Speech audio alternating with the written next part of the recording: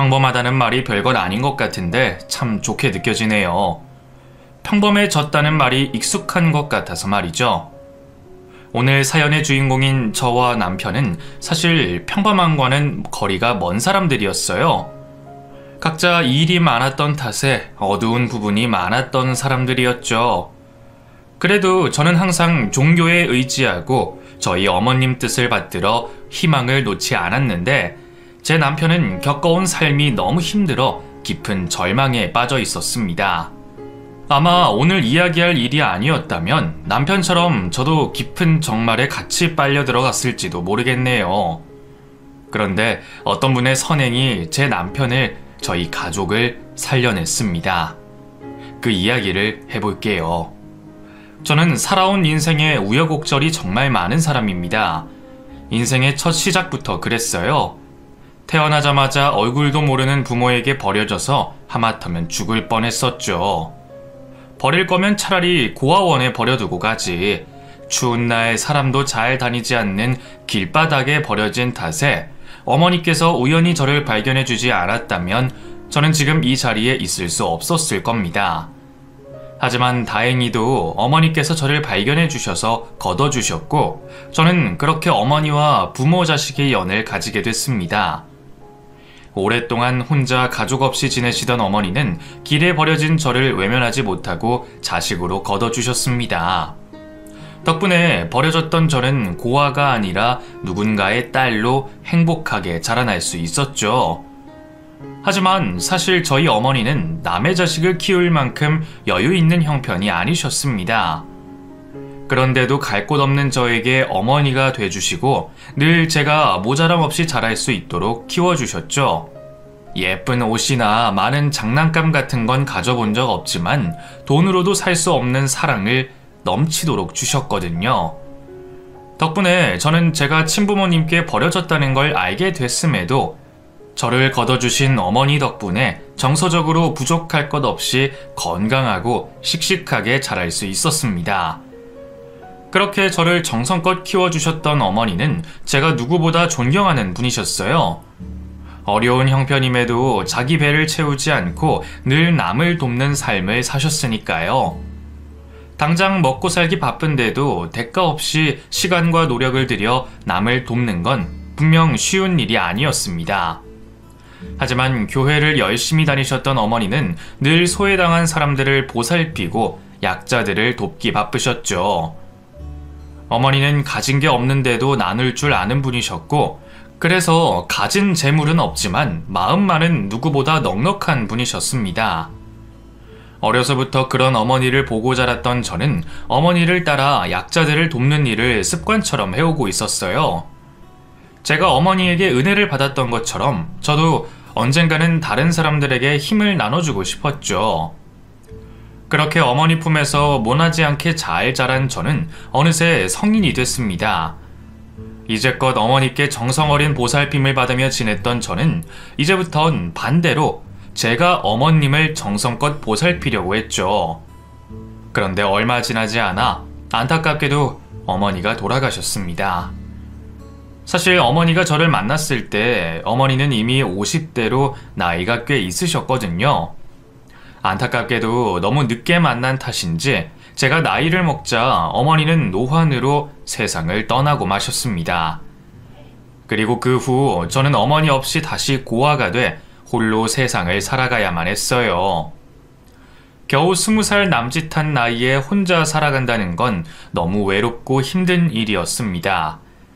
어머니가 계셨을 때는 존재만으로 위안이 됐는데 그런 어머니가 곁에 안 계시니 저도 점점 지쳐가더라고요. 하지만 저는 그런 쉽지 않은 세상살이 중에도 어머니처럼 남을 돕는 일을 게을리하지 않았습니다.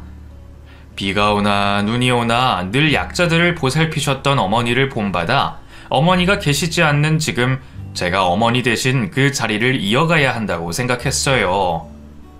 그렇게 저도 교회를 다니며 여러 봉사활동을 일상처럼 하던 중 IMF가 터지게 됐습니다. 평소에도 봉사활동 다니며 갈 곳 없는 약자들을 많이 보곤 했는데 IMF 이후로는 거리에 노숙자들이 훨씬 많이 늘어나게 됐어요. 그래서 저는 그분들이 안타까운 마음에 노숙자를 돕는 봉사활동을 하게 됐습니다. 빵이나 먹을 것들을 나눠주고 취업이 필요하신 분들께 일자리나 면접까지 도와드리곤 했어요. 그러던 중 저는 그 중에서도 유난히 눈에 띄는 젊은 남자를 보게 됐습니다. 당시 실업으로 하루아침에 노숙자가 돼버린 사람들은 보통 40, 50대 정도였는데 그 남자는 겨우 20 후반이나 많아야 30 초반 정도로 보이는 제 또래의 앳된 모습이었거든요. 한창 젊은 나이에 어디 갈 곳도 없는지 노숙을 하는 그 남자는 이상하게 다른 사람들과 어울리지도 않았습니다. 그리고 저 같은 자원봉사자들의 도움도 꺼려하며 혼자 겉도는 듯 보였어요. 도움이 필요하면서도 사람을 꺼려하는 그 남자는 무슨 일인지 사람들에게 신뢰가 없고 적개심이 많아 보였습니다. 도움을 주겠다고 다가가서 말이라도 붙이면 금세 자리를 피해버리고 자꾸 화를 내다 보니 이미 다른 봉사자들은 그 남자를 거의 포기한 상태였죠. 하지만 저는 그런 남자에게 더 마음이 갔습니다. 제가 먼저 다가가도 쳐다보지 않고 말 한마디 없던 사람이었지만 나까지 관심을 걷어버리면 아무도 도움을 줄 사람이 없을 것 같았거든요. 그래서 저는 그 사람의 마음이 열릴 때까지 노력하기로 했습니다. 분명 사람에게 상처가 있어서 그럴 테니까 제가 믿음을 주면 그 사람도 언젠가는 마음을 열지 않을까 했어요. 그래서 저는 그 후로 매일 그 사람을 찾았습니다. 옆에서 괜히 날씨 얘기도 하고 세상 얘기도 하며 계속 말을 붙였죠. 처음에는 제가 무슨 말을 하던 대꾸 한번 하지 않더라고요. 하지만 그럴수록 그 사람은 너무 외로워 보였습니다. 뭔가 사정이 있는 것 같아 더 포기할 수 없었죠. 그렇게 다가가기 위해 노력하던 어느 날, 저는 문득 제 이야기를 꺼내게 됐습니다. 어렸을 적 길에 버려져서 어머니께 걷어지고 그런 어머니를 본받아 나눔을 실천하고 싶다고 말이죠. 남들 앞에서 잘 하지 않는 이야기였는데 대꾸를 안 하는 사람 앞이라 그런지 말이 편하더라고요. 물론 제가 이야기를 하는 중에도 그 사람은 여전히 말이 없었지만 왠지 제 얘기를 귀 기울여 듣는 듯 했습니다. 그렇게 제가 진심으로 다가갔던 게 통했던지 태술 씨도 어느 순간부터 저와 간단한 인사를 주고받으며 조금씩 가까워지는 듯 보였습니다. 물론 그때까지도 자기 속 얘기를 하진 않았지만 저는 태술 씨에게 뭔가 도움이 필요하다는 걸 느낄 수 있었어요. 그래서 저는 그런 태술 씨와 더 꾸준히 소통하면서 세상에 마음을 열어갈 수 있게 도왔고 젊은 나이에 노숙자로 있는 것이 안타까워 무슨 일이라도 구할 수 있게 도왔습니다. 덕분인지 그 사람도 제 노력에 부응하듯 점점 좋아지는 모습을 보여주며 얼마 뒤에는 드디어 공장에 취직도 하고 일까지 시작할 수 있게 됐습니다. 정아씨, 저 공장에서 일하러 오라고 연락이 왔어요. 다음 주부터 출근하면 된다고 해요. 다 정아씨 덕분이에요. 그렇게 태술씨가 제게 기쁜 취업 소식을 들려주던 날, 저는 그동안 몰랐던 태술씨의 이야기를 들을 수가 있었습니다. 그때서야 알게 됐지만 갈 곳 없는 고아로 노숙자 신세였던 태술씨는 원래 형편이 어려운 사람이 아니었답니다. 부모님이 큰 방직 공장을 운영하신 덕분에 어린 시절부터 꽤 부유한 환경에서 자랐다고 했어요. 여유 있는 환경에 하나뿐인 외동 아들이었으니 여러모로 부족함 없는 사랑과 관심을 누렸겠죠. 그렇게 아무 걱정 없는 생활을 하던 어느 날 집에 도둑이 들었답니다. 하지만 부모님이 먼저 도둑을 발견하셔서 범행은 미수에 그쳤고 사람이 좋으셨던 태술 씨의 부모님께서는 그 도둑을 경찰에 신고하지 않으셨다고 합니다. 그냥 돌아가면 경찰에 알리지 않을 테니 다른 사람들을 힘들게 하는 행동은 그만하라며 그 도둑을 잘 타일러서 돌려보내셨다고 했어요. 거기다 돌아가는 도둑에게 돈까지 챙겨주셨다고 하셨죠. 태술 씨의 부모님도 어려운 시절이 있으셨던 탓에 오죽하면 도둑질을 하려 했을까 싶어 용서를 해주셨던 거죠. 하지만 그 도둑놈은 은혜를 원수로 갚았습니다. 혹시나 두 분이 자기를 경찰에 신고를 할까 싶었던 건지 돌아가던 도중에 다시 찾아와 두 분을 해코지했답니다. 결국 태술 씨는 그 일로 부모님을 잃고 친척들 손에 자라게 됐다고 해요. 태술 씨가 어렸던 탓에 부모님이 운영하시던 방직 공장 역시 친척들이 관리를 하게 됐죠. 그때까지도 태술 씨는 자신을 돌봐준 친척 어른들께 감사했지만 그 어른들은 믿을 만한 사람들이 아니었습니다. 태술 씨 부모님이 살아계실 적에는 너무나 살갑게 잘해주던 친척들이 태술 씨 부모님이 돌아가신 뒤로는 완전히 다른 태도를 보였거든요. 그전에는 부유한 태술 씨 부모님께 콩고물이라도 받으려고 그랬던 건지 태술 씨가 고아가 된 후로는 태술 씨를 대놓고 무시하고 구박했답니다.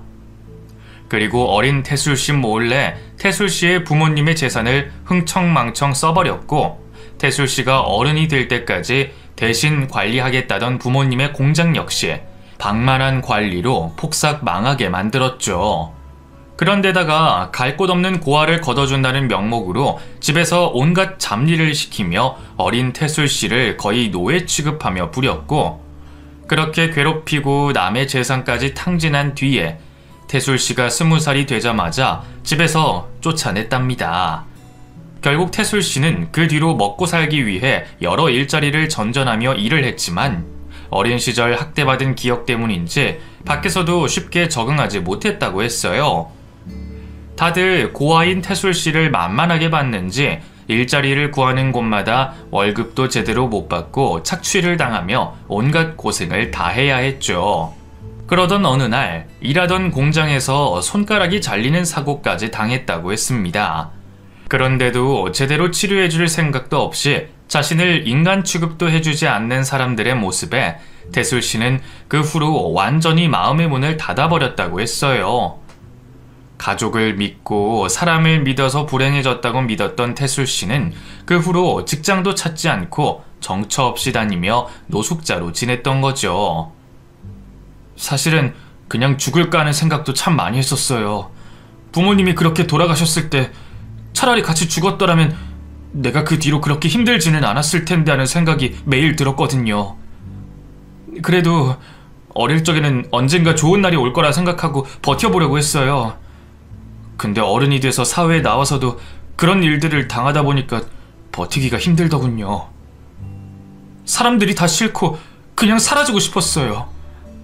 근데 제가 겁쟁이라서 그런지 죽기는 무서웠고, 그래서 차라리 노숙 생활하면서 굶어서 죽어버려야겠다 싶었어요. 그런데 어쩌다 질긴 목숨 덕분에 정화씨를 만나서 제가 다시 새 출발을 할 생각을 하게 됐네요. 제가 다시 사람 구실하게 된 거 전부 정화씨 덕분입니다. 정화씨 덕분에 세상에 나쁜 사람만 있는 건 아니구나 깨달았습니다.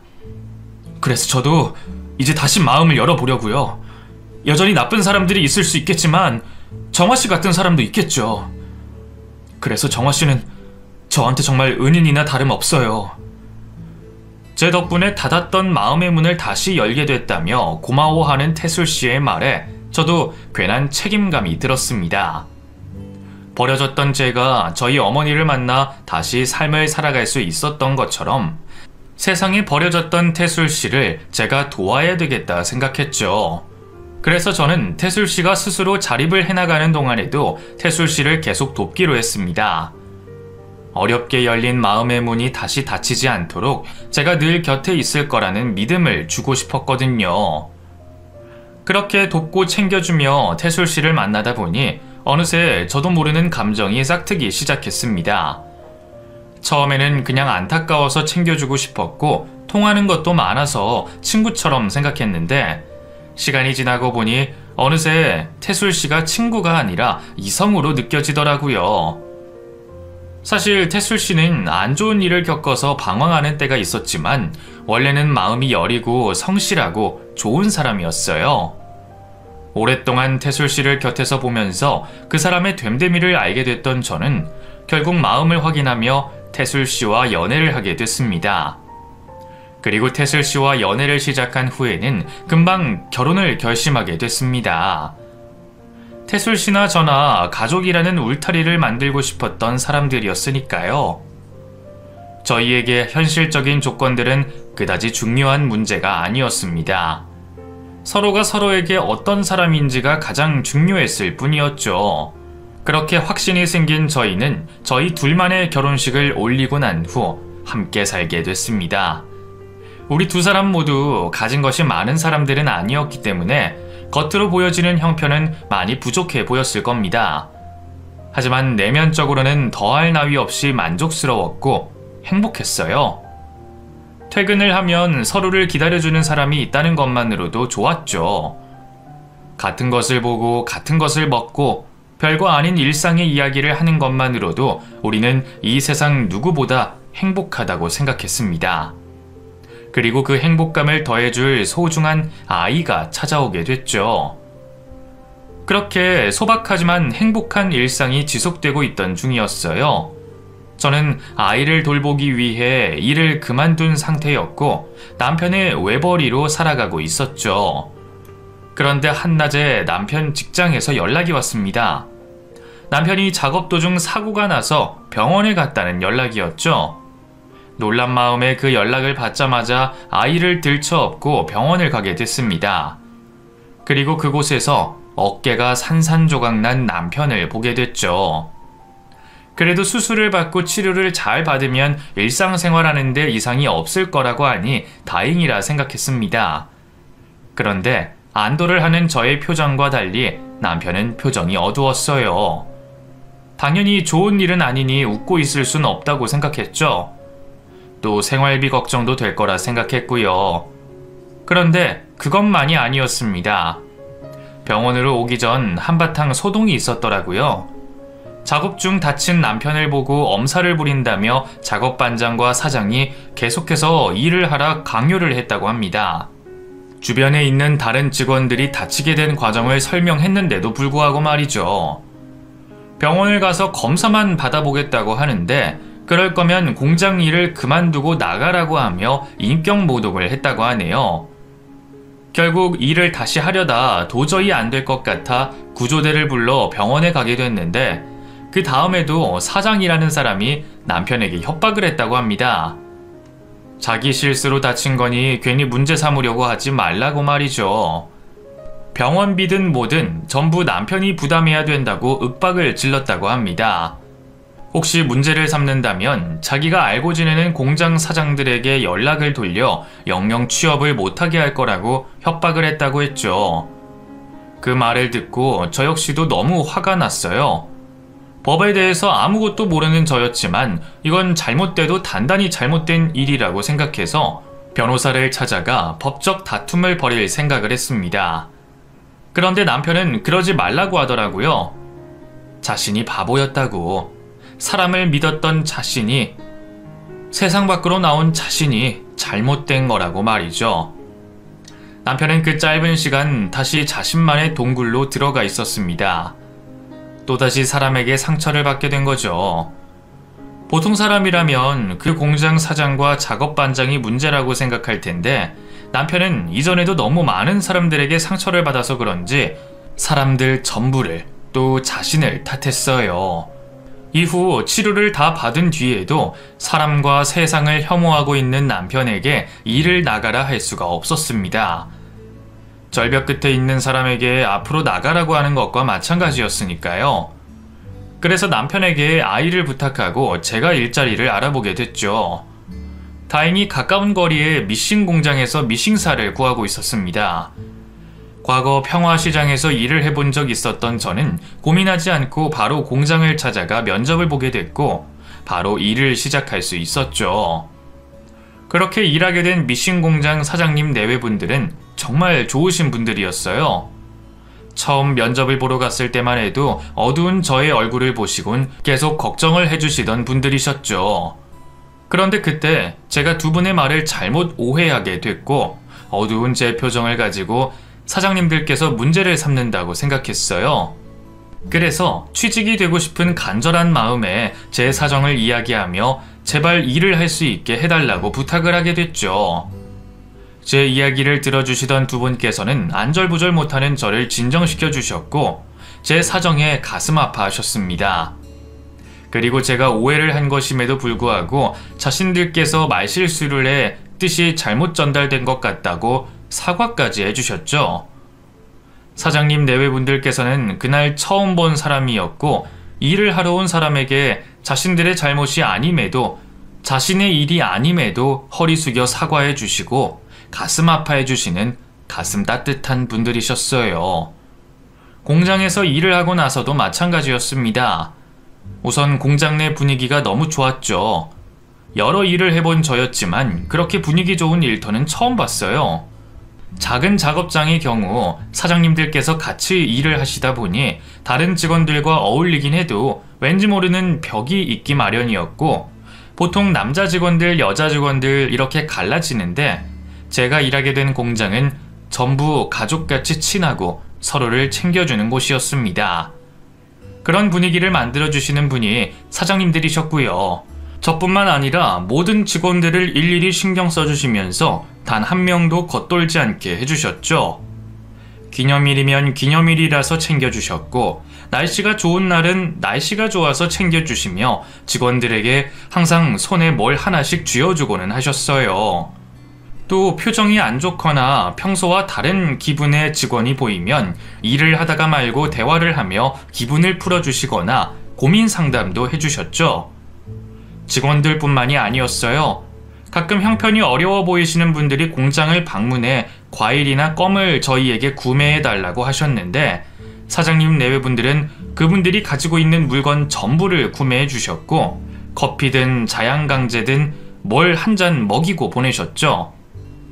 보통 노인분들이 많다 보니 앉아서 커피 한 잔 하시다 보면 자신이 살아온 인생사를 줄줄 말씀하시곤 했어요. 그 이야기를 다 듣고 있어주는 것도 보통 일이 아닐 텐데 두 분은 번갈아가며 그분들 이야기에 귀 기울여 주셨고 공감도 해주셨죠. 형편이 너무 어려워 보이시는 분들께는 식사하시라고 밥값을 주시기도 했습니다. 그분들은 그런 분들이셨어요. 말은 쉽지만 행동 한번 하기 어려운 일들을 꾸준히 하시던 분이셨죠. 도와주시고 있는 아동들도 많았고 주말마다 봉사활동을 다니시기도 했고요. 그분들을 보며 저도 다시금 삶의 의욕이 생기게 됐습니다. 남편이 절망하고 있는 모습을 보며 저 스스로도 우울해져 있었는지 이전과 다르게 무기력한 모습이었다는 걸 알게 됐거든요. 그런데 사장님 내외분들을 알게 되곤 다시 예전처럼 봉사활동도 조금씩 시작하고 있었죠. 제가 밝아지니 덩달아 남편도 조금씩 웃음을 찾기 시작했습니다. 하지만 딱 거기까지였죠. 평생 살아오며 사람들에게 당한 게 너무 많았으니 아직도 세상을 무서워했고 사람들에게 상처를 받을까 싶어 먼저 밀어내고 미워하고 있었어요. 그런 남편과 앞으로 살아갈 날들이 걱정됐습니다. 사실 돈이야 전혀 상관없었어요. 저 혼자 돈을 벌어서 어떻게든 살아가면 됐으니까요. 그런데 남편이 점점 더 이 세상에 고립되어 가는 모습을 보고 있는 게 안타까웠고 걱정이 됐죠. 특히 제가 그 공장을 다니면서 더 그러한 마음이 들기 시작했습니다. 제가 일을 하고 있는 공장 사장님들처럼 좋으신 분들이 이 세상에 많을 텐데 남편이 그런 사람들을 만나지 못해 폐쇄적으로 변하고 사람들을 미워하고